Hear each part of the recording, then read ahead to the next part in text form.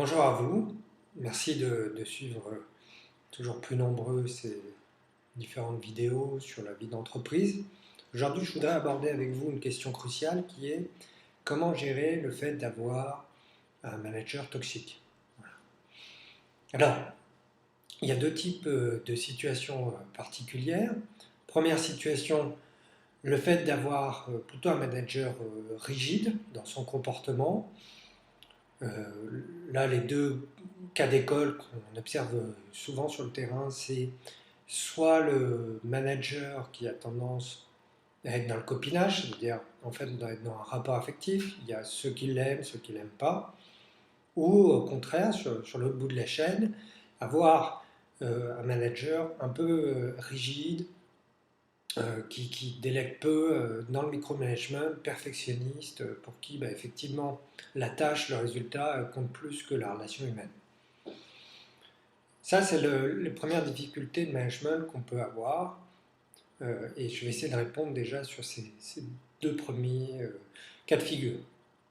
Quand on a effectivement un manager qui est plutôt dans le copinage, ce qui va être très important, c'est justement de donner un cadre à la relation de travail, de bien faire préciser, de repréciser au manager que on est dans le cadre d'une relation professionnelle et que ce que vous attendez, c'est de l'objectivité.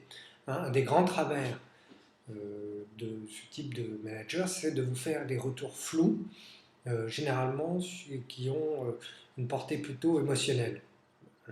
Le cas typique, c'est je trouve que tu n'es pas assez investi dans le travail, euh, je te sens pas assez motivé, je te sens distant avec moi. Voilà, des choses assez floues qui sont de l'ordre de la subjectivité. Là, votre marge de manœuvre, c'est vraiment de lui demander de redétailler et de bien préciser que s'il n'y a pas de choses plus claires, vous n'êtes pas obligé d'accueillir ce feedback. Voilà. Donc, typiquement, quand tu me dis que je ne suis pas assez motivé, à quoi tu observes ça? Donne-moi des détails, que ce n'est pas mon sentiment, c'est pas mon état d'esprit, donc est-ce que tu as des éléments plus précis?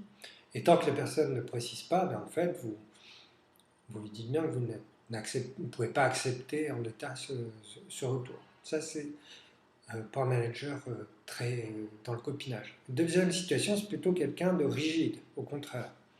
Et là, ça va être important que la personne, elle, au bout d'un moment, vous puissiez lui évoquer le fait que, premièrement, vous avez besoin de reconnaissance, et que parfois, vous n'avez pas forcément de résultat, mais vous avez fait beaucoup d'efforts, et là, ça va être important que le manager vous reconnaisse les efforts que vous avez pu faire.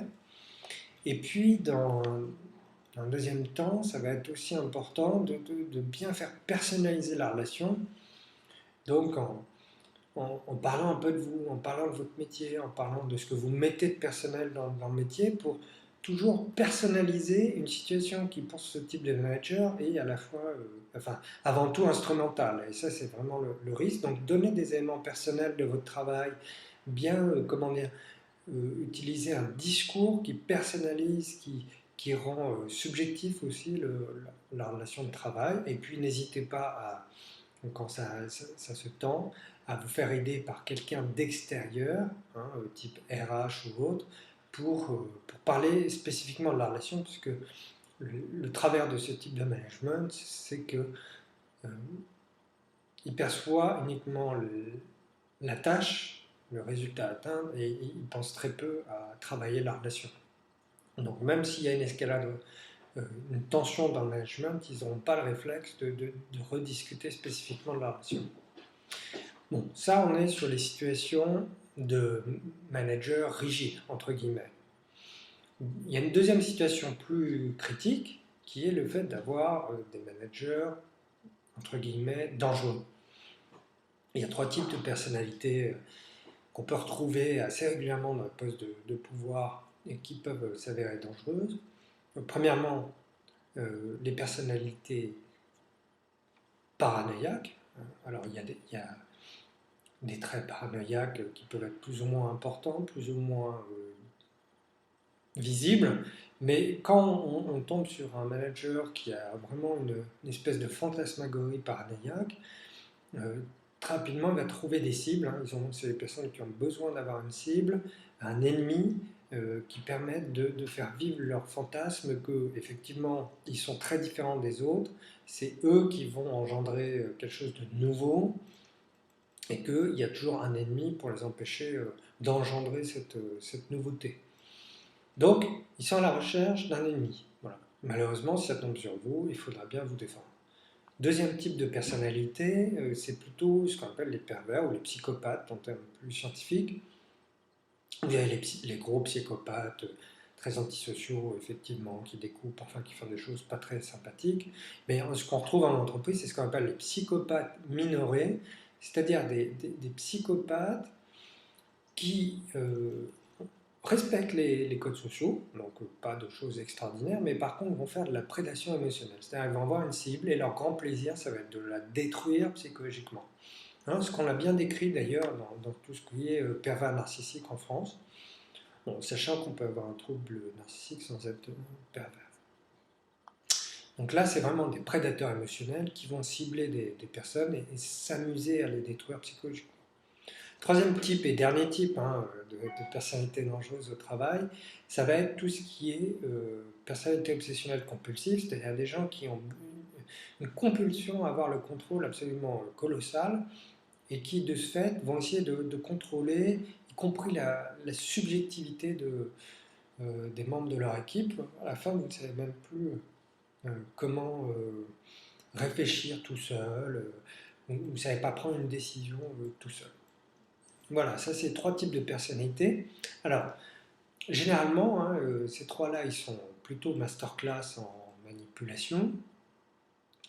Et de ce fait, bah, dans les organisations, ce qu'on observe malheureusement, c'est qu'il faut bien entre 5 et 10 ans pour que les organisations réagissent correctement quand elles sont ce cas de managers toxiques.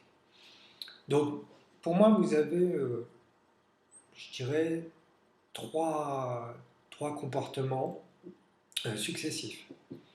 Le premier, c'est d'utiliser l'alerte, c'est-à-dire d'alerter les acteurs de la santé sur le fait qu'effectivement il y a peut-être un cas de management toxique. Alors, vous n'êtes pas obligé de le nommer comme ça, mais de bien décrire un certain nombre d'actions qui permettent de décrire un système un peu toxique pour les personnes, en rappelant qu'il y a une obligation dans l'entreprise de protéger la santé des collaborateurs, des salariés.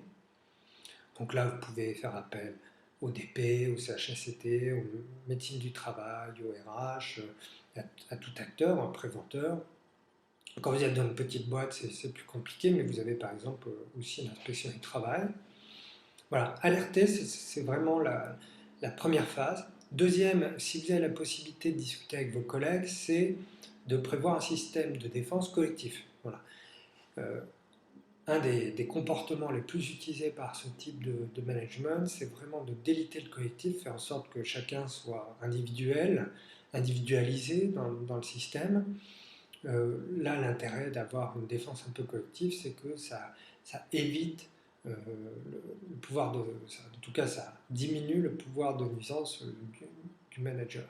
Et puis le troisième comportement, si vous voyez que le système reste complètement bloqué et que ça reste toujours aussi compliqué de pouvoir vous faire entendre et est-ce que la situation soit gérée, moi je vous conseille de partir, de fuir le plus loin possible, même s'il y a un coût économique, tout simplement parce que mon observation clinique, c'est que les personnes mises dans ce type de situation vont avoir au bout d'un moment des répercussions psychologiques majeures, y compris avec une déstabilisation profonde de l'estime de soi, de la partie centrale, l'estime de soi, et avec des personnes qui peuvent avoir des véritables stress post-traumatiques en lien avec le travail, et par la suite pouvant même sortir du marché du travail, car quelque part leur capacité de résilience a été grandement diminuée par cette situation. Donc parfois il vaut mieux prendre le risque quand le risque est trop important à long terme, il vaut mieux prendre un risque un peu moins important. Hein, comme je dis souvent, face à un tsunami, on ne se met pas à courir, devant pour essayer de nager, on va plutôt courir en arrière. Voilà, courage, fuyons, si vous êtes dans ce type de situation. Alors, tous ces éléments, vous pouvez également les retrouver un peu plus précisément dans mon dernier livre qui s'appelle Les situations difficiles au travail, que vous retrouvez chez Elsevier Masson.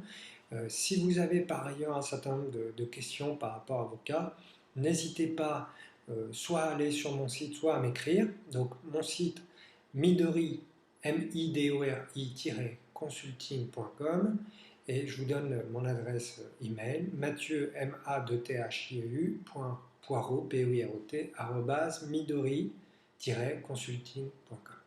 Voilà, à bientôt pour une nouvelle vidéo. Bonne fin de